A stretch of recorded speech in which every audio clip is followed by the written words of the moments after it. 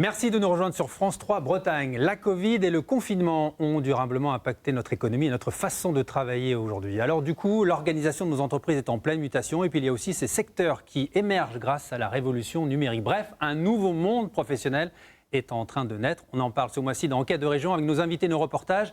Tout de suite, un petit aperçu avec le sommaire de l'émission.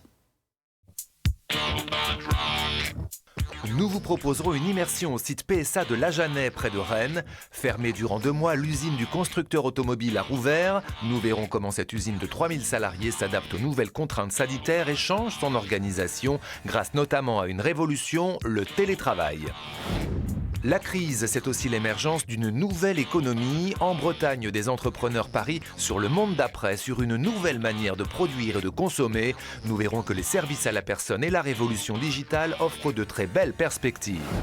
En attendant, la Covid a impacté la trésorerie d'une très grande majorité d'entreprises. Nous sommes allés à la rencontre des TPE et PME particulièrement impactées depuis le confinement. Malgré le plan de relance, beaucoup craignent pour leur survie et demandent une annulation des charges sociales. Voilà pour le sommaire de l'émission. On est ensemble durant 52 minutes et on va tout de suite commencer par ce qui fait désormais partie de notre quotidien. Les masques, le gel hydroalcoolique, les parcours fléchés, les parois en plexi ont fait leur apparition dans notre environnement professionnel. La crise sanitaire, le principe de précaution oblige désormais les entreprises à travailler différemment. Un des plus grands sites industriels de notre région a bien voulu nous ouvrir ses portes. C'est l'usine de la Janais, l'usine PSA de la Janais à Rennes. 3000 salariés, ils travaillent jour et nuit. Le site a été fermé durant 2 mois pendant le confinement. Il a réouvert à la mi-mai avec un seul objectif, éviter que le virus n'entre dans l'usine car un nouvel arrêt de la production serait dramatique pour l'entreprise. Vous allez le voir, c'est toute l'organisation de l'usine qui a été modifiée. Regardez.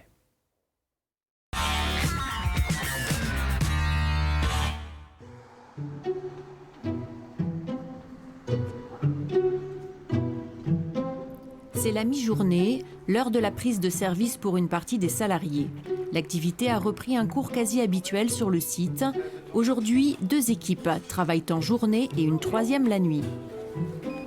C'est bon, bonne journée. Mais à l'entrée, chacun doit se plier à quelques règles. Prise de température, gel et masque. Au départ, c'est vrai que le port du masque est un petit peu gênant 8 heures par jour, mais on s'y fait. On se fait à beaucoup de choses, vous savez, dans la vie. Donc, et puis je crois qu'il faut être raisonnable à tous les niveaux. On est bien protégé, quoi. Ouais. Donc il n'y a aucun doute à avoir. Je me sens sereine.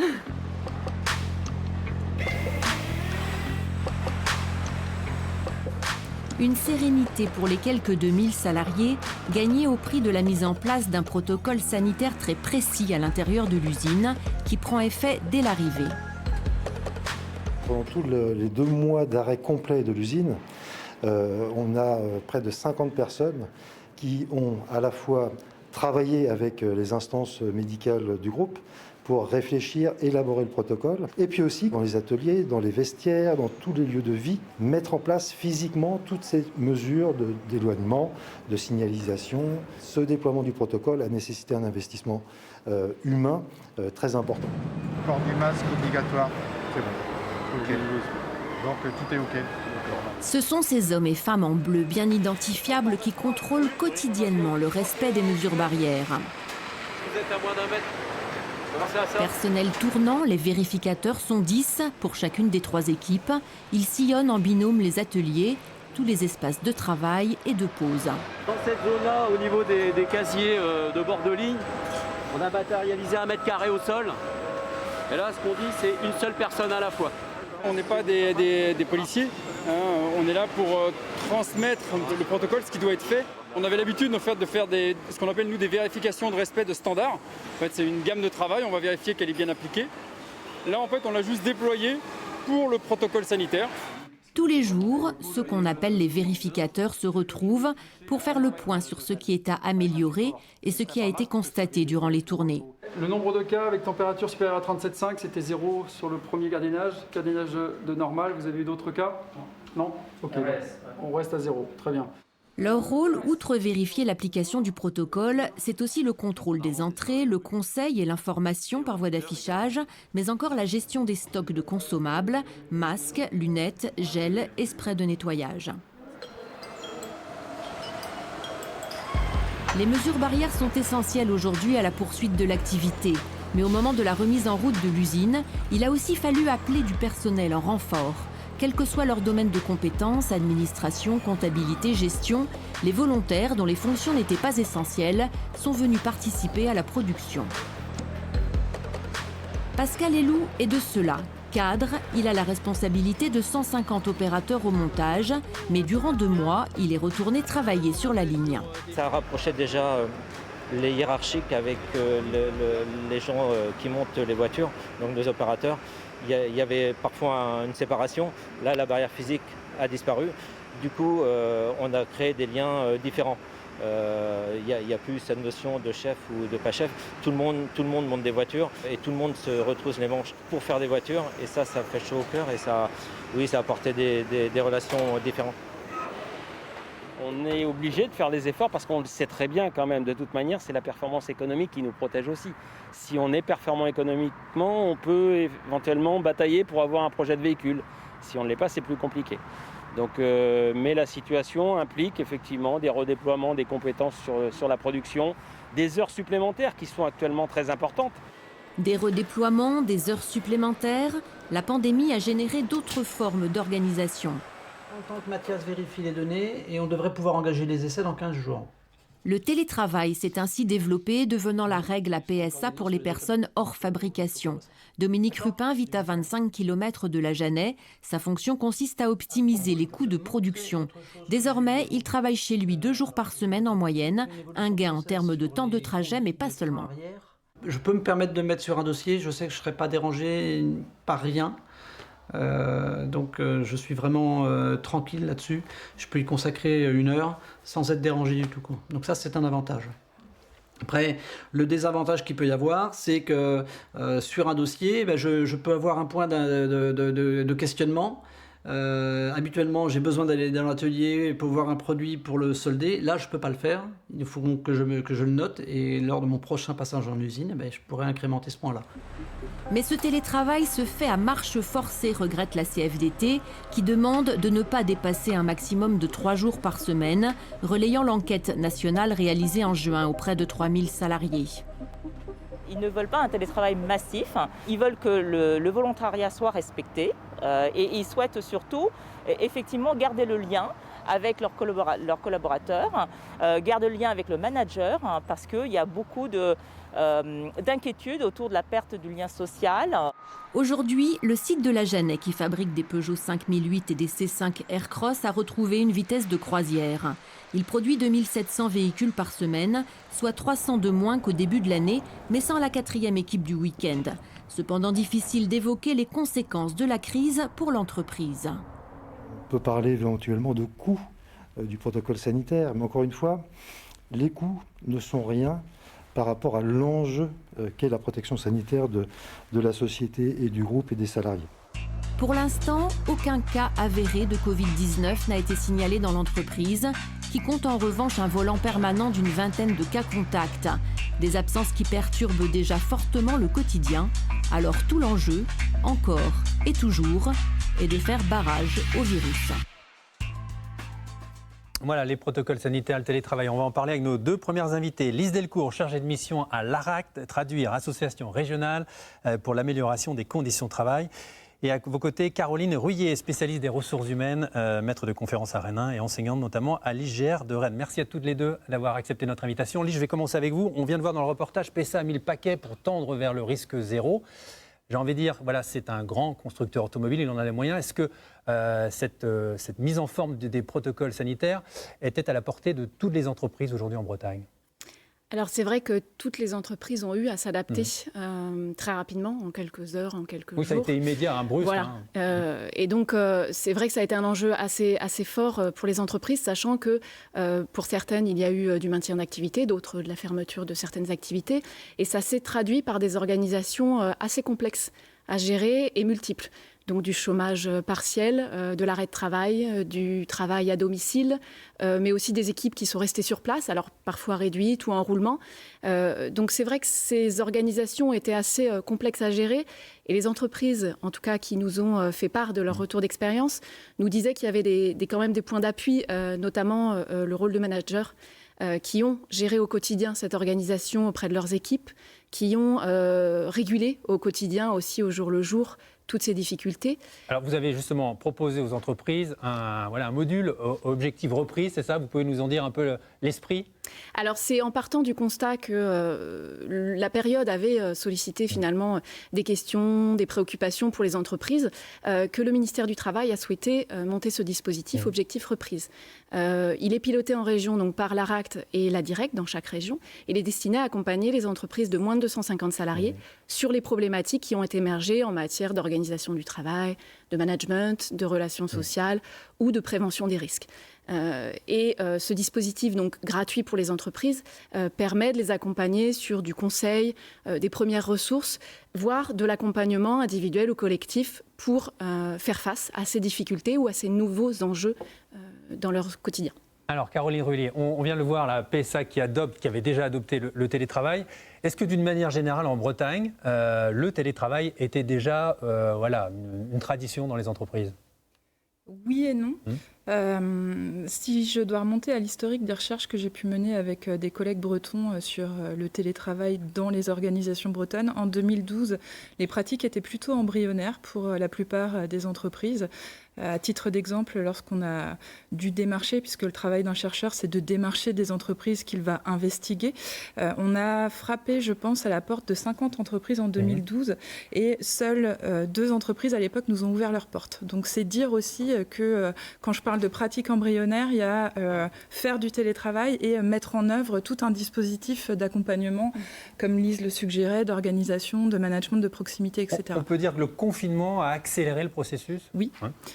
Au niveau macro, c'est-à-dire si on prend des chiffres français, de 7% de la population active, on est passé à 30% de la population active au 17 mars 2020. On peut faire l'hypothèse que le télétravail s'est déployé en Bretagne, particulièrement sur les entreprises de services, pour les autres entreprises, pour des métiers qui se prêtaient à l'exercice du télétravail. Alors, parce qu'on dit habituellement le télétravail, c'est réservé aux cadres. C'est plus vrai ou ça ne doit plus être vrai désormais? Alors c'est peut-être plus facile, entre guillemets, à mettre en place, ou ça l'était peut-être dans certaines entreprises et pas forcément géré d'un point de vue collectif. Aujourd'hui, il y a quand même une mise en place de télétravail sur de nombreuses activités qui n'étaient pas télétravaillables, en tout cas imaginées télétravaillables avant la période. On dit que 62% des métiers seraient télétravaillables. C'est le résultat d'une enquête Bourstre. Pour qui le changement a été le plus compliqué à gérer finalement? Pour le manager, pour le salarié? Je crois qu'il a été complexe à gérer pour les deux, mais c'est vrai que pour le manager peut-être doublement, parce qu'à la fois il a eu à gérer l'organisation de ses équipes et ses multiples formes d'organisation et de le réguler au quotidien, d'un point de vue individuel ou collectif, mais aussi parce qu'il a eu à gérer sa propre activité et son changement d'organisation, puisqu'il n'était pas forcément en télétravail avant non plus. On peut dire que c'est une révolution culturelle aujourd'hui dans les entreprises. Alors, révolution, on le mesurera sur le temps. Bouleversement culturel pour les entreprises, très certainement. Je pense que la situation a été compliquée pour les salariés, pour les managers, mais aussi pour les directions d'entreprise, dont on sait que pour certaines, la sécurisation des données, c'est-à-dire les données exportables pour des salariés dont le métier télétravaillable ou pas, la question ne s'était pas posée avant la Covid. Révolution, je ne sais pas, mais bouleversement, très certainement. Le gain pour les entreprises aujourd'hui, on pourrait le traduire comment avec le télétravail? Je crois qu'il y a une notion quand même peut-être d'attractivité du travail et des métiers, puisque c'est une attente, en tout cas. C'est-à-dire même pour le recrutement, quand une entreprise affiche « chez nous on télétravaille », c'est un plus? C'est probablement un atout face à des attentes aussi sociétales et de génération sur l'équilibre du temps. Vie personnelle, vie professionnelle, ou le gain qui était cité, le gain de trajet. Mais c'est quand même aussi des points de vigilance sur l'efficacité collective, la préservation des dynamiques de coopération et des collectifs de travail. Sur l'efficacité, sur la productivité, on va dire? Au plan académique, le télétravail génère de la productivité.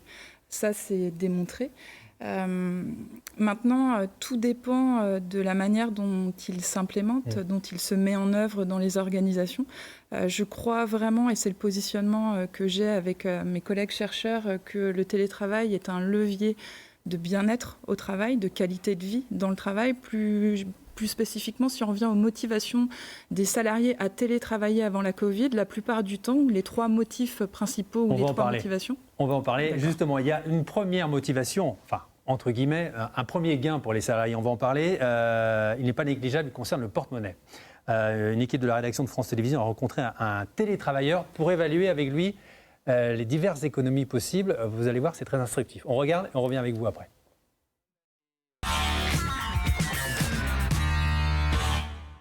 Travailler dans sa chambre en tenue décontractée.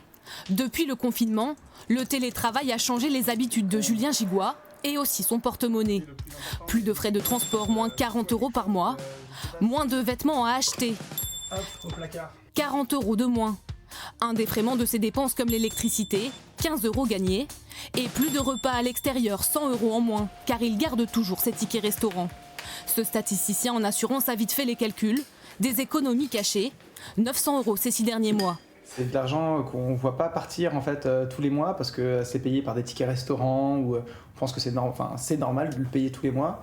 Et en fait, c'est un peu la surprise à la fin, après plusieurs mois de télétravail, de voir qu'à la fin du mois, sur le compte en banque, il reste plus que d'habitude. Salut Pierre. Julien Giguois reçoit une indemnité de son employeur, mais tous les salariés ne sont pas logés à la même enseigne. Alors l'indemnisation est-elle obligatoire ? Non, selon le dernier guide du ministère du Travail. L'employeur n'est pas tenu de verser à son salarié une indemnité de télétravail, sauf si l'entreprise est dotée d'un accord ou d'une charte qui la prévoit. L'employeur doit simplement fournir à ses salariés le matériel nécessaire, un ordinateur par exemple. Mais selon cet avocat, la question n'est pas tranchée. Il y a une forme de vide juridique qui permet aux uns et aux autres de dire que soit il faut les indemniser, soit il ne faut pas les indemniser en fait. On a des règles qui sont contradictoires. La loi ne parle pas de l'indemnisation et un accord national interprofessionnel qui est antérieur à cette loi dit qu'il faut indemniser le salarié. C'est pourquoi il est urgent, selon les partenaires sociaux, de donner un cadre clair au télétravail. Des discussions sont en cours. Alors, on a été très prosaïque, là, on a parlé argent. Bon, le gain aussi, il est en termes de temps, je suppose aussi pour les salariés qui peuvent de manière beaucoup plus souple organiser leur journée, non ? Qui veut répondre ? Oui, forcément. En tout cas, en termes d'organisation. On perd aussi souvent du temps, souvent dans les réunions aussi. Oui. Alors on peut en perdre en effet, mais c'est vrai que tout ça, je rejoins ce qui a été dit juste avant, c'est des gains possibles d'organisation et de souplesse d'organisation si le cadre et les modalités ont été prévus, parce que le gain de temps, par exemple, en réunion physique, il peut se faire, si ça a été organisé en réunion de visio, mais il y a aussi des retours qui disent que finalement beaucoup de réunions en visio, beaucoup plus peut-être qu'avant, parce que difficile de se coordonner et de réguler ce qu'on pouvait faire dans un couloir au détour d'une rencontre. Donc le télétravail, 100% télétravail, ça a aussi des questions qui se posent. Caroline, vous voulez ajouter quelque chose ? Je reviens sur les motivations. La première motivation à télétravailler, c'est le gain de temps, diminution du temps de transport, mais c'est aussi une meilleure articulation des temps, c'est-à-dire que le télétravail génère un plus grand sentiment de liberté dans l'aménagement du temps pour le salarié. Maintenant, sur la question du rythme, je trouve qu'il y a des questions qui ont été soulevées et qui sont centrales sur le futur du télétravail. Et je rejoins tout à fait Lise sur le 100% télétravail. Je crois qu'au plan académique, et l'expérience le montre, que ça génère plus de dysfonctionnements que de perspectives futures. Alors justement, ce sont des pièges à éviter, l'interconnexion entre vie professionnelle et vie professionnelle. L'enquête de la RAC justement montre, voilà, pour 46% des salariés et pour 53% des managers, le télétravail, c'est plus de fatigue aussi. Oui. Donc on gère moins aussi son biorhythme. Alors, oui, et puis aussi, il faut quand même le redire, cette période, ça a été une période de travail à domicile forcé, sur du 100% parfois, et avec la garde d'enfants, il ne faut pas l'oublier dans certains cas. Oui, on était dans donc c'est vrai qu'il y a une vraie différence, certainement par rapport à une organisation télétravail construite, en essayant de garder des enjeux de conditions de travail, bien sûr, et de performance de l'organisation. Notamment le droit à la déconnexion, c'est important. Oui. Oui. Ah oui. Autre piège à éviter pour les entreprises aussi, c'est une sorte de déshumanisation de l'environnement, de l'ambiance professionnelle. C'est-à-dire être derrière son écran, c'est pas être en vis-à-vis physique avec son collègue de bureau. C'est à gérer ça aussi pour les entreprises. Complètement. Si on revient à la courbe d'expérience des entreprises qui ont mis en œuvre le télétravail avant la Covid, en termes de rythme, il faut savoir que lorsque le télétravail fait l'objet d'un accord, qui peut être un accord sur la qualité de vie au travail, le rythme n'excède jamais 2 jours de télétravail par semaine. Donc vous imaginez bien que dans la situation Covid, lorsque le télétravail s'est mis en œuvre à 100% du temps, c'est générateur de risques psychosociaux, c'est générateur, je reprends vos mots, de déshumanisation, c'est-à-dire d'éclatement des collectifs de travail. Et je dirais que dans la situation qu'on vient de vivre, c'est la productivité et la dimension performative du travail qui va d'abord être mesurable. Et sur le second temps, c'est certainement des indicateurs comme le souhait d'être sur site, le souhait d'hybrider télétravail et présentiel, c'est-à-dire que c'est aussi le retour d'expérience des salariés qui viennent de vivre, ou qui vivent encore d'ailleurs la situation de télétravail à 100%, qui va, je dirais, enrichir ce qu'on sait des bonnes et des mauvaises pratiques de management. J'ai trouvé un nouveau mot là en préparant l'émission, la e-convivialité, c'est possible ça? Non? Alors, peut-être, mais en tout cas, les retours d'expérience des entreprises qui font appel à nous, dans le cadre notamment d'Objectif Reprise, c'est quand même des choses qu'elles n'ont pas forcément réussi à mettre en place, c'est-à-dire garantir des collectifs de travail, des ambiances, du lien, parce qu'elles ont des retours de salariés qui se sont sentis isolés, qui veulent absolument revenir au travail parce qu'il leur a manqué de sens aussi du travail, de la place qu'ils ont dans un collectif de travail. Donc il y a un vrai enjeu, et les entreprises le disent, à construire des organisations, non pas en additionnant des demandes individuelles de télétravail, mais bien en construisant une organisation qui s'intègre dans le fonctionnement classique de l'entreprise, et surtout de co-construire cette organisation à la fois avec les salariés, avec les encadrants, mais aussi avec les représentants du personnel. Que ça fasse l'objet d'une concertation et en sortie, une formalisation sous forme de charte ou d'accord, comme c'était évoqué. Dans le sujet. Juste une dernière question, un nouvel horizon aussi pour l'organisation, on va dire, matérielle, physique des entreprises, c'est-à-dire moins de gens sur site, c'est aussi moins de bureaux. Voilà, tout ça aussi, c'est à gérer pour les entreprises. C'était un nouvel horizon qui se prépare aussi pour chaque entreprise aujourd'hui. Alors, on ne peut peut-être pas le dire aujourd'hui, là, maintenant. En tout cas, ce n'est pas forcément quelque chose qu'on voit tout de suite. C'est peut-être quelque chose qui va se travailler dans les projets un peu plus à long terme des entreprises, c'est-à-dire les changements de locaux ou les perspectives de nouveaux bâtiments qui étaient peut-être présents déjà avant la période ou qui se sont stoppés et qui seront revus au regard de ces changements d'organisation. Avec l'apparition des bureaux nomades, des coworking, des espaces de coworking. C'est peut-être des questions qui vont être travaillées, mais pour l'instant, je pense que c'est peut-être un peu tôt pour le savoir. Merci. Oui, vous voulez ajouter? Et puis je crois que ça serait surtout revenir très très en arrière. Si on revient à l'histoire du télétravail, il s'est déployé au tout départ, au début des années 80, particulièrement dans les entreprises de services. Et on parle de paradigme utilitariste au départ, c'est-à-dire que l'objectif était effectivement de réduire les coûts immobiliers et puis réduire des coûts liés à l'organisation du travail. Et quand on parle de télétravail aujourd'hui, c'est-à-dire de la manière dont il se déploie depuis le début des années 2000, particulièrement au départ dans les grandes entreprises, il s'inscrit la plupart du temps dans une stratégie de gouvernance qui vise à coupler motivation, conditions du bien-être du salarié dans l'exercice de son travail avec performance avec un grand S, c'est-à-dire performance économique, performance organisationnelle, mais également performance sociale. C'est-à-dire que quand vous parlez de e-convivialité tout à l'heure, ça a été la grande question pendant le Covid. Et moi, je reviens toujours sur des anecdotes. La semaine dernière, on a fait à l'Institut de gestion de Rennes, donc le pôle, l'école de management de l'Université de Rennes, un petit sondage lors d'un café RH avec des DRH et des dirigeants qui étaient là pour le premier café RH présentiel de l'année. Et on leur a dit dégradation de la situation réglementation sanitaire, les étudiants ont fait un petit audit, un petit sondage, comment on fait la prochaine fois. Tous ont dit, non, on ne fait pas de webinaire, on attend... On revient sur site. C'est ça.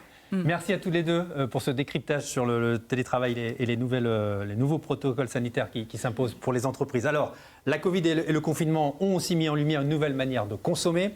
La notion de service et la recherche de proximité sont désormais plébiscitées. Une aubaine pour des entreprises bretonnes déjà positionnées sur ce créneau. Autant dire qu'elles ne connaissent pas la crise. Voyez plutôt.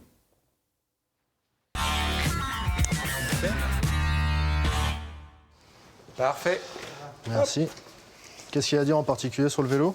En fait, contrôler les freins, des railleurs, et puis voir si les roues ne sont pas voilées, il y a peut-être des petites choses à revoir. D'accord.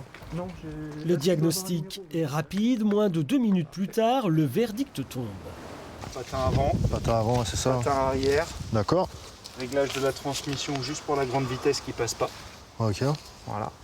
Donc on sera dans le forfait habituel de 35 €. Forfait révision. Comptez 20 € de plus pour remplacer les patins usagés. Montant total de la facture, 55 €. Mais ce client va payer 6 fois moins cher. Soit avec l'aide de l'État actuellement mis en place, qui va jusqu'à un montant de 50 € hors taxe, juste les 9 € de TVA à régler. Et l'aide de l'État prendra en charge le reste. 9 € pour remettre à neuf un VTT de compétition. Le tarif est imbattable et crée un effet d'aubaine. Merci. J'ai connu quelqu'un qui a déjà fait cette démarche avec les 50 € du gouvernement, là, qui m'a dit le plus simple c'est d'aller sur internet et de trouver en fait la liste des réparateurs agréés. Et ce que j'ai fait, j'ai trouvé au plus près en fait Appicyclette en fait, mais qui en fait n'était pas très loin puisqu'ils se déplacent à domicile chez les gens, donc finalement c'est assez pratique pour moi. Appicyclette répare les vélos à domicile en Ille-et-Vilaine et Morbihan. Avec 3 associés, Ronan a lancé son entreprise début juin. Le coup de pouce de l'État a dopé le marché de la réparation vélo. Ils ont flairé le bon filon.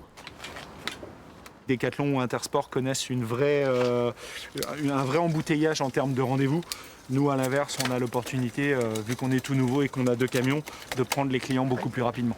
Très bien, super. Comptez 3 semaines de délai tout de même. Face au succès, un 3e véhicule va bientôt renforcer leur flotte.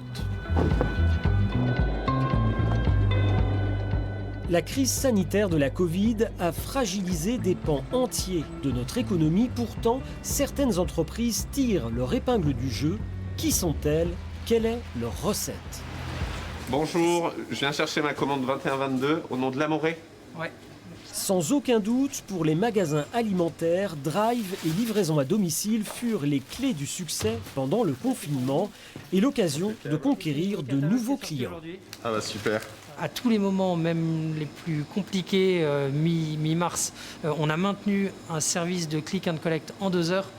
Là où on se souvient que quand on faisait des drives en supermarché, on avait des disponibilités qui étaient à 8 ou 10 jours. On nous demandait de ne pas sortir chez soi ou très peu. Quelqu'un faisait les courses à ma place, j'avais plus qu'à récupérer, j'ouvrais mon coffre. Rien de plus simple, vous voyez, ce matin j'arrive, ma commande est déjà prête, j'ai pas besoin de toucher ou autre. Le secteur alimentaire a aussi profité des achats de stockage. Les Français ont rempli placards et congélateurs à l'annonce du confinement. Par réflexe, par inquiétude, je ne saurais pas vous dire. On est venu le lundi matin, je crois, avec mon mari, faire un gros plan de surgelé chez Ecomiam pour pas besoin de se rassurer, de se dire bon voilà, on va peut-être être chez nous un certain temps, on ne savait pas dans quelles conditions on pourrait sortir ou pas. Donc on est venu faire le plan. Chez Ecomiam, on se frotte les mains. Les 27 magasins implantés majoritairement en Bretagne cartonnent avec une croissance des ventes à 2 chiffres. Il y a un phénomène d'accélération. L'enseigne a gagné fortement en notoriété ces derniers temps. Il y a eu une exposition médiatique importante. Il y a eu les circonstances du Covid. Pendant les 3 mois de confinement, il y a eu une très forte augmentation du chiffre d'affaires, effectivement supérieure à 80%. Mais au total, on aura fait plus de 50% de croissance cette année. Fort de ce succès, Ecomiam voit plus grand. L'entreprise entre en bourse. Les fonds récoltés serviront à ouvrir une centaine de magasins en France dans les 5 prochaines années. Sur ces tapis, 12 000 pièces sont triées chaque heure. Nous sommes chez Celog, l'entreprise logistique du groupe textile Beaumanoir. Dans cet entrepôt, on prépare des colis de vêtements pour les magasins Bonobo et Bréal, mais depuis le confinement, de plus en plus de colis sont expédiés directement chez le client. La crise sanitaire a boosté le e-commerce. On a eu des pics à plus de 10 fois les volumes habituellement traités, une moyenne durant ces périodes-là qui était autour de 3 fois. Au bout du compte, on a gagné 4 ans sur la partie e-commerce. Cette explosion-là, elle représente 3-4 ans. Et donc, ça nous a permis, là, tout de suite, d'être dans le grand bain, sachant qu'on avait depuis longtemps déjà anticipé le changement de process pour traiter plus de volume au travers de la robotique. Donc ça accélère. Et malgré la demande, pas question d'embaucher. Crise sanitaire oblige, il fallait limiter les flux de personnes dans l'entrepôt. Les 60 salariés du site ont mouillé la chemise. Il y a eu des périodes de stress, mais ça nous a permis de trouver les solutions, justement, de s'investir. Donc on avait des gens qui étaient très présents. On n'hésitait pas à les appeler pour changer une horaire, revenir le lendemain, plus tôt, plus tard, réorganiser l'équipe. Aujourd'hui encore, les volumes de vente du e-commerce sont très supérieurs aux années précédentes. Le confinement a transformé les habitudes de consommation. Les gens avaient peur de sortir de chez eux. Ils se sont rendus compte qu'ils avaient toujours envie d'acheter, donc ils n'avaient pas d'autre moyen que de commander sur des sites e-commerçants. Et bien évidemment qu'ils ont gardé cette habitude. Permettre de consommer sans se déplacer, c'est le principe du e-commerce. Avec la crise sanitaire, l'ingrédient clé pour conquérir de nouveaux clients, c'est plus que jamais le numérique. Et de nouveaux invités nous auront rejoint. Charles Cabéic, PDG du groupe W-Cube, cofondateur de la société d'investissement Épopée basée à Brest. Et puis à vos côtés, Yann Lejolivet, président du comité régional des banques de Bretagne et également directeur du Crédit Mutuel d'Ille-et-Vilaine. Merci d'être avec nous. Charles, on vous doit une success story, la plateforme Allo Voisin, que tout le monde connaît désormais, plus de 2,5 millions de... 3,5 millions. 3,5 millions, on a passé le cap des 3 millions d'utilisateurs. Nouvelle façon de produire, de consommer, de travailler. Vous n'allez pas nous dire le contraire aujourd'hui, l'économie de service, c'est elle qui a le plus de potentiel ? Sûrement, ouais. Sûrement. Le grand gagnant finalement de la Covid, c'est le service à la personne, les plateformes de manière générale, et puis certainement le digital. On en parlera un peu tout à l'heure, mais on a une accélération de la transition incroyable. Et sur l'usage des plateformes, sur Allo Voisin, l'entraide entre les gens, le sens que les gens ont retrouvé grâce à la Covid. C'est quoi mon voisin, qu'est-ce que je peux faire avec lui, et c'est qui un voisin au sens d'Allo Voisin? Un voisin, c'est quelqu'un qui vit dans ma région, dans ma ville, ou en tout cas à proximité, et qui peut me rendre des services. Et on a vu la nature des échanges changer, parce que la proximité, les gestes barrières ne permettaient pas de tout faire. Mais on a vu de l'entraide incroyable, des cours à domicile en visio, donnés gratuitement par les uns, des services d'apport de médicaments ou de nourriture pour les personnes âgées, des mobilisations pour les soignants. Donc ces plateformes qui paraissent déconnectées, entre guillemets, digitales, en fait, elles sont extrêmement humaines. Et j'en veux un chiffre. Sur Allo Voisin, 3,5 millions de membres. C'est à peu près 2500 équivalents temps plein d'emplois annuels. Pourtant, c'est une société qui est à Nantes et qui n'a que 20 salariés. Donc la démultiplication des plateformes aujourd'hui, elle est incroyable. Yann Lejolivet, vous confirmez aujourd'hui l'économie de service, c'est là où on investit le plus? Oui, c'est là qu'on investit le plus. Et quand si on regarde les reportages et qu'on écoute tous les témoignages, c'est qu'il y a une nouvelle approche dans cette accélération de ce qu'est la proximité. La proximité peut être distanciée. Voilà. Je peux être très éloigné de mon voisin, mais je peux également être très proche de quelqu'un qui me rend un service à distance. Et c'est cette accélération-là qu'on vit dans beaucoup de domaines d'activité, y compris dans le domaine bancaire que je connais bien évidemment. Alors justement, je veux investir aujourd'hui. Bon, j'en ai pas les moyens, mais je veux investir. Imaginons, il faut aller vers où? Vers ces sociétés de services, hein? Alors, il faut d'abord... Donnez-nous un petit conseil, là. Alors, consultation gratuite. Consultation gratuite, il faut toujours s'en méfier. D'abord, vous ne manquerez pas de ressources financières pour trouver de quoi financer votre projet. Voilà, donc c'est important, on continue à financer, quelles que soient aujourd'hui les interrogations qu'il peut y avoir sur la marge de l'économie, c'est la première chose importante. Deuxième chose, sur votre projet aujourd'hui, je pense que par rapport aux accélérations que l'on a vues, et notamment sur la dimension service, sur la dimension digitale, le projet que vous voudrez financer, il faudra bien qu'il intègre ces deux modifications majeures fondamentales qui, pour certaines, on se disait on a le temps, on a vu qu'en 3 mois on n'a plus le temps et que ça va très très vite et que moi je ne suis pas partisan du monde d'avant et du monde d'après, je dis simplement qu'il y a un monde émergent dont l'accouchement s'est fait de manière un peu prématurée. Alors justement, Charles Cabelli, vous parliez de cette révolution digitale. Est-ce que nous, en Bretagne, est-ce que notre écosystème breton est prêt pour cette révolution digitale? Vous avez créé la Digital School. L'idée, c'est de former des gens prêts justement pour ce secteur. On avait du retard? Ah oui, on avait du retard, non pas sur les initiatives, mais sur l'image que la Bretagne avait historiquement. Quand on a créé, il y a 6 ans maintenant, la West Web Valley, le but c'était de tourner les projecteurs à la Bretagne en disant on est une terre de digital. Il y a eu Lannion historiquement qui a su inventer le Minitel et les télécoms, mais on est aussi très fort dans le digital. Rennes, Nantes, Brest et toutes les autres villes peuvent développer des vrais savoir-faire et des vraies belles success stories. Alors, la Covid, elle a accéléré la transition digitale en surface. C'est-à-dire que c'est le plus bel accélérateur pour faire sauter toutes les barrières. La visio, le télétravail, le e-commerce qui peinait à décoller pour des commerces de petite taille. Mais je pense aussi aux banques, les verrous juridiques, la signature électronique ou les notaires qui étaient bloqués depuis des années ou mettaient des temps fous à se décider. Dans quelques semaines, les choses se sont mises en place. Et je trouve que tous les acteurs ont bien travaillé là-dessus, c'est formidable. Maintenant, en profondeur, ce n'est pas le cas. C'est-à-dire qu'en profondeur, les entreprises traditionnelles, celles qui portent la majorité des emplois, elles ont leur transition digitale à réussir. Et ça, c'est beaucoup plus compliqué parce que c'est quoi l'avenir du transport dans un monde nouveau, écologique et digital? Alors, justement, vous avez créé une compagnie aérienne qui s'appelait Air Affaires. Alors, c'est pas une compagnie aérienne. Non, c'est une mise en plateforme qui permettait de louer des avions privés pour des chefs d'entreprise qui voulaient se déplacer facilement. Aujourd'hui, il y a une crise dans le secteur aérien. Vous souffrez là, votre plateforme souffre? Alors non. C'est ça aussi la force du digital. En fait, il y a des secteurs qui n'ont pas été remis en cause depuis les années 70. L'aérien, le maritime. Ces secteurs ont évolué. Un avion ressemble pas à un avion comme aux années 70. Il a un peu progressé, mais pas de vraie rupture technologique. La rupture technologique, elle arrive maintenant. Alors, elle arrive sous 2 formes. Première forme, c'est l'écologie. C'est-à-dire on ne peut plus accepter des transports carbonés. Psychologiquement, ça n'est plus acceptable et écologiquement, ça ne l'est pas non plus. Donc l'aérien va muter. Et il va muter très vite. Et le problème, c'est que les acteurs historiques n'ont pas anticipé la mutation. Alors sur l'aviation légère, vous avez eu en juillet le premier avion électrique homologué au monde. C'est un avion européen, fabriqué en Italie et en Slovénie, et il vole à Toussul-Noble, dans des aéroclubs. On va avoir d'ici 2 ans pléthore de projets là-dessus. Donc il y a une vraie opportunité pour moi de cette crise. Et même pour la Bretagne, parce que là, Morlaix, on sait avec Hop, la fin de Hop à Morlaix. Voilà, ce que vous dites aujourd'hui à tous ces salariés aussi qui craignent pour leur avenir, il y aura peut-être une manière de rebondir. Alors, il y a des entreprises.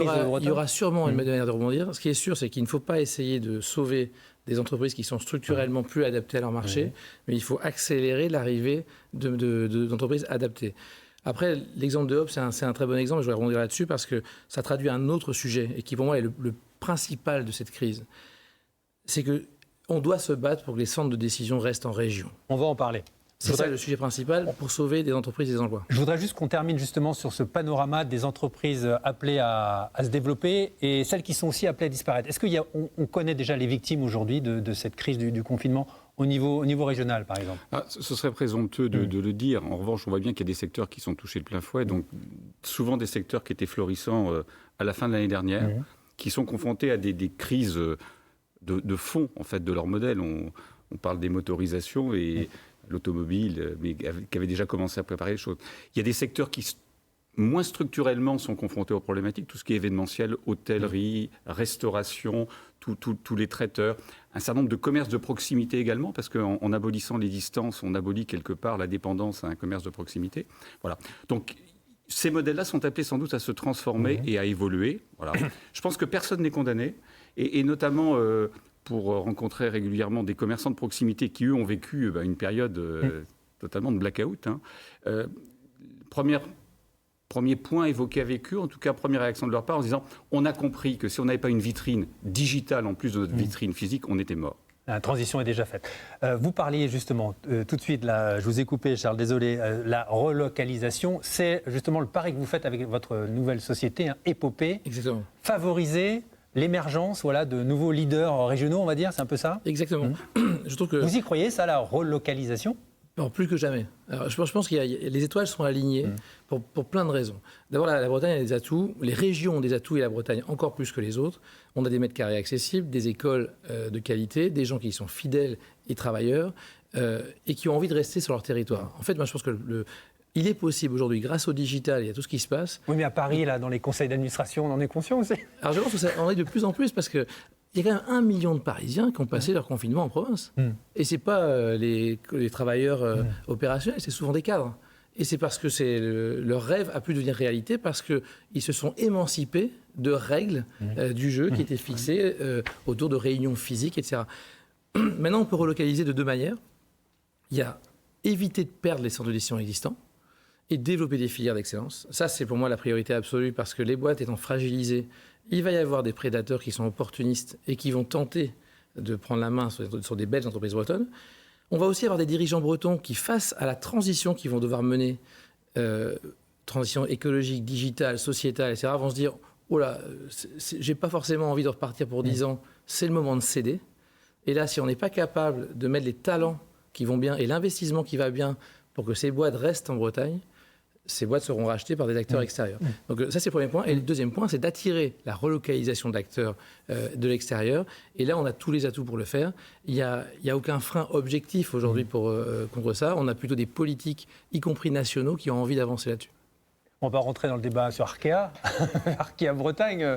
Je ne veux pas vous mettre en difficulté, Yann Le Jolivet, mais vous y croyez, vous aussi, à la régionalisation de l'économie, qui est un peu encore très centralisée. Tous les centres de décision sont encore à Paris, dans les grandes métropoles. Est-ce que c'est fini tout ça, vous pensez ? Alors, je crois que le terme, ce n'est pas tant la régionalisation, c'est-à-dire c'est la proximité de la prise de décision. On voit bien, avec le départ de l'industrie et l'appel au retour de l'industrie, que quand on a des centres de décision qui sont implantés physiquement, enracinés dans des territoires, avec tout un écosystème qui vit autour, notamment un écosystème de services, c'est quand même beaucoup plus difficile de prendre des décisions douloureuses à l'emporte-pièce. On est obligé de négocier et de se projeter. Voilà. Et malheureusement, il a fallu qu'on arrive à cette crise de la Covid pour revenir à des fondamentaux qui, pour certains, notamment, rappeler qu'une entreprise, ce n'est pas seulement une entreprise de production, mais également de contribution à son environnement. Ces idées-là, qui apparaissent très modernes, sont nées dans les années 70 dans la fac de Rennes, voilà, notamment sous l'égide du professeur Champeau. Et donc, voilà, les distances sont abolies. Et pour répondre à votre question sur la régionalisation, je répondrai par une autre question. C'est aujourd'hui, quelle est la pertinence, au regard de ce qu'on vient de vivre pendant le premier semestre, d'une embolie supplémentaire créée en région parisienne avec le projet du Grand Paris, alors qu'on aspire à des territoires équilibrés, des vies équilibrées et, somme toute, une prise de conscience qui aille au-delà du chiffre d'affaires et du résultat en fin de mois. Je vais terminer avec vous, Charles. Vous incarnez la réussite. Entre Brest et Nantes, vous n'avez pas été obligé de passer par Paris. Vous ne serez pas obligé de passer par Paris pour encore développer vos entreprises ? Alors non, je pense qu'on peut tout faire ici, mais ça ne s'agit pas de se recroqueviller sur soi-même. Au contraire, j'étais ce matin à Paris et je pense qu'il y a énormément de choses à faire avec les autres territoires. Mais on peut développer l'essentiel de la valeur ajoutée sur notre territoire et attirer des Parisiens. Le Voisin, pour exemple, à Nantes, a attiré pas mal de Parisiens pour s'installer. Et on fait pareil avec Openfly, donc XR Affaires, en attirant des profils qu'on n'aurait jamais réussi à attirer. Là, on vient d'attirer quelqu'un qui était chez LinkedIn en Irlande et qui a voulu se relocaliser à Brest. Voilà. Leçon à tirer. Merci beaucoup, Charles Cabellig. Yann Le Jolivet, vous restez avec nous pour la dernière partie de l'émission. Il y a les promesses de l'avenir, on l'a dit, et il y a aussi les difficultés du moment, celles que traversent de très nombreuses petites et moyennes entreprises.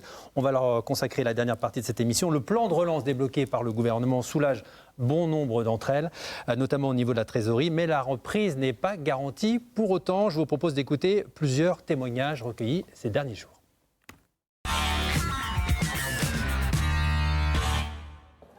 100 milliards, c'est le montant nécessaire pour retrouver dès 2022 notre niveau de richesse d'avant la crise. Au moins un quart des 100 milliards d'euros du plan de relance sera destiné aux TPE et PME. Ce garagiste de la région de Rennes restera vigilant. Il a 25 salariés, son activité est au plus fort depuis la fin du confinement. Réparation, vente de véhicules, tous les voyants sont au vert.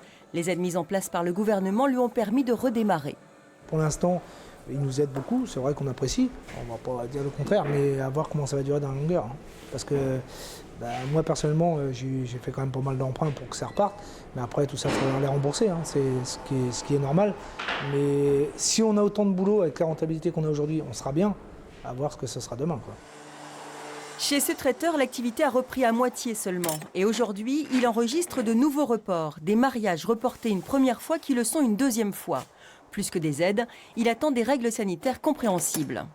Une directive claire, des dates précises, et que surtout nous ouvrir la possibilité d'être en activité et dire oui c'est possible et que on puisse dire à nos clients qui veulent annuler non c'est pas la peine de reporter, on peut le faire, vous pouvez faire ceci, vous pouvez faire cela quoi.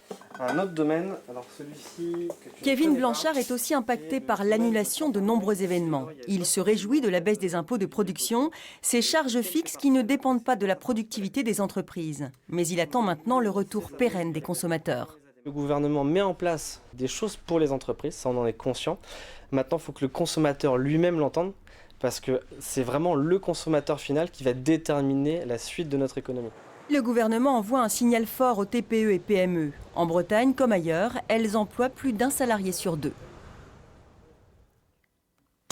Voilà, retour sur le plateau avec toujours Yann Le Jolivet, président du comité régional des banques bretonnes, rejoint par Brigitte Lecornet. Vous dirigez le cabinet Métis Conseil installé à Sabrieuc et vous êtes aussi la présidente de la CPME Bretagne, la Confédération des petites et moyennes entreprises. Merci d'être avec nous. Brigitte Lecornet, vous prenez régulièrement le pouls du terrain. Comment va le moral aujourd'hui dans les TPE, dans les PME bretonnes ? Bien, on va dire que c'est fluctuant. On n'a pas le même pouls qu'il y a 2 mois, 3 mois. On a cru à un moment à ce que ça reprenne. C'était le rebond, ça y est, c'était parti. L'été s'est plutôt bien passé. Et l'effet sanitaire du moment, c'est-à-dire la reprise un peu de l'activité de la Covid, fait craindre pour la suite. Le moral des chefs d'entreprise n'est pas bon, mais celui des consommateurs n'est pas bon non plus. Et quand le moral des consommateurs n'est pas bon, le moral des affaires n'est pas terrible. Où on met le curseur aujourd'hui ? Il a fallu décupler l'activité pour retrouver un peu l'activité d'il y a quelques mois. On en est loin encore ?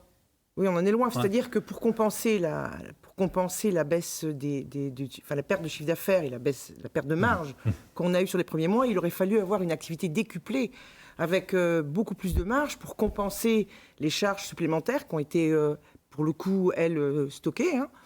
Les reports, Monsieur Le Jolivet le sait bien, les prêts qui ont été il va falloir les payer, il va falloir rembourser à un moment. Et il aurait fallu donc avoir une activité bien plus importante. Or, même si on peut se satisfaire d'une activité qui était à peu près à 80-90%, c'est largement insuffisant pour compenser la perte qu'on a subie. Yann Le Jolivet, les TPE, les PME bretonnes ont globalement bien traversé la tempête ? Oui, alors, je suis toujours embêté pour répondre à cette question. Désolé de vous avoir posé. Non, mais aujourd'hui, il n'y a pas d'alerte. Brigitte Lecornet le sait bien, il n'y a pas d'alerte, mais il y a beaucoup d'interrogations. Il n'y a pas d'alerte parce que l'économie s'est arrêtée un peu comme lors d'une crise cardiaque. Le moteur s'est arrêté quasiment en 3 jours. Voilà. Et on a créé une espèce de pontage financier jusqu'à la fin septembre, donc c'est tout chaud, où l'État, les banques, les bailleurs des fois, tout ce qui est dette fiscale, sociale ont été reportés, au moins sur une durée de 6 mois.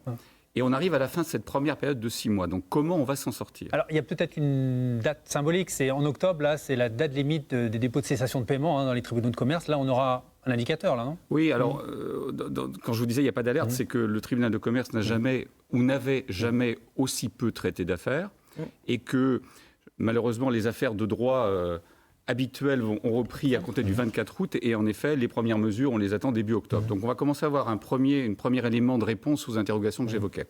Premier élément de réponse également aux interrogations, c'est que la fin des périodes de franchise, c'est fin septembre. Voilà, pour faire simple, mars plus 6 mois, ça fait septembre. Et dans 6 autres mois, on aura la fin des PGE, qui sera également un autre grand moment. Des prêts garantis par l'État. Donc de 120 milliards au niveau français. Donc ces prêts garantis par l'État qui vont rentrer dans leur phase d'amortissement. Voilà. Et ce sera le deuxième moment de revascularisation de ce cœur économique qui s'est arrêté. Alors justement, ces prêts garantis par l'État qui sont un des éléments importants du plan de relance et du plan de soutien plutôt pour traverser la crise. Brigitte Lecornet, on a dit, j'ai lu que certaines banques étaient très frileuses. Vous le constatez aujourd'hui ? C'est pas une question piège. C'est pour moi le piège. Vous le constatez, ça ? C'est un retour du terrain ? partir du moment où une entreprise avait des difficultés préalablement, on imagine que quand on apporte une garantie, bien entendu, on essaye de voir que l'entreprise puisse à un moment récupérer, enfin rembourser le prêt qu'elle va contracter. Donc forcément, pour ces entreprises-là, ça a été compliqué. Il y en a eu d'autres pour lesquelles c'était compliqué, mais bon, ça s'est arrangé. Il y a les médiateurs de crédit qui ont bien travaillé aussi, qui ont bien aidé les entreprises à trouver des solutions. Tout n'était pas bien dans le meilleur des mondes, malheureusement, mais on va dire... Vous avez déjà ciblé là, des secteurs qui souffrent vraiment aujourd'hui L'hôtellerie, la restauration, c'est vraiment les secteurs impactés. Tout ce qui est événementiel, tout ce qui est culturel, toutes les entreprises culturelles, c'est une activité économique aussi. Hein. On va dire que ces secteurs-là sont très sinistrés. Enfin, surtout les deux derniers, hôtellerie-restauration... C'est ce qu'on disait tout à l'heure, un été qui a été plutôt correct. Ce qui manque aujourd'hui, c'est le tourisme d'affaires, qui n'est pas au rendez-vous. Yann Jolivet, on est en période de crise, les banques prennent moins de risques, non ? Alors, est-ce qu'on est frileux ou pas ? Si on regarde les chiffres d'une manière macroéconomique, et je pourrais m'en sortir comme ça, c'est dire voilà, les PGE ont tous été accordés, sauf 2,70% des montants demandés. Voilà. Si je regarde les crédits d'investissement, ce qui est le plus important, parce qu'il y a eu une augmentation de 30% des crédits de trésorerie en 3 mois, donc ce n'est pas significatif. Sur les crédits d'investissement, on voit bien que l'économie reste dynamique, parce qu'on était légèrement au-dessus de 6 avant le Covid, on est légèrement en dessous de 6 après le Covid. Voilà. Ce qui se passe, en revanche, c'est qu'on a une économie qui n'a pas travaillé dans des conditions habituelles, normales, banalisées, et qui se retrouve dans un moment où le pontage que j'évoquais des mesures de trésorerie ponctuelles importantes, puisque quand je parle de 120 milliards, c'est 4,5 milliards à peu près pour la Bretagne, 90% pour des TPE, donc il y a eu des montants importants. Donc cette période va s'arrêter et les entreprises qui ne vont pas avoir la capacité, non pas de rembourser, parce que ça peut s'envisager, mais qui n'auront pas, pendant cette période de 6 mois, remplacé par du chiffre d'affaires les mesures exceptionnelles de trésorerie, oui, vont avoir des difficultés. Mais on est là pour en discuter et Brigitte Lecornette le sait bien, elle va parler de la médiation. La médiation est devenue très très active et c'est sûrement un des facteurs, un des marquages positifs de cette période de crise pour notre région. Je termine avec vous, il nous reste 40 secondes, Brigitte Lecornette. Vous avez une revendication aujourd'hui, c'est l'annulation des charges sociales. Ce sera difficile de les rembourser. Ce sera difficile, l'annulation, bien sûr, pour les secteurs les plus touchés. On en a parlé, hôtellerie-restauration, mais ça, c'est dans les tuyaux. Par contre, il va falloir l'étendre largement. Ce qu'on veut surtout, nous, c'est un prêt consolidé qui englobe toutes les charges, les prêts, les PGE, effectivement, éventuellement, qui ne peuvent pas être remboursés. Et ça, avec des délais moyens, du long terme, pour permettre aux entreprises de reprendre leur souffle, parce qu'un empêchement de travailler, c'est toujours quelque chose qui est insupportable. Merci beaucoup. Merci à tous les deux d'avoir répondu à notre invitation. On est arrivé au terme de cette émission. Merci à tous les invités d'avoir répondu à notre invitation. Émission que vous pouvez revoir bien sûr en replay sur notre site bretagne.france3.fr. Restez avec nous. Les programmes se poursuivent sur France Télévisions.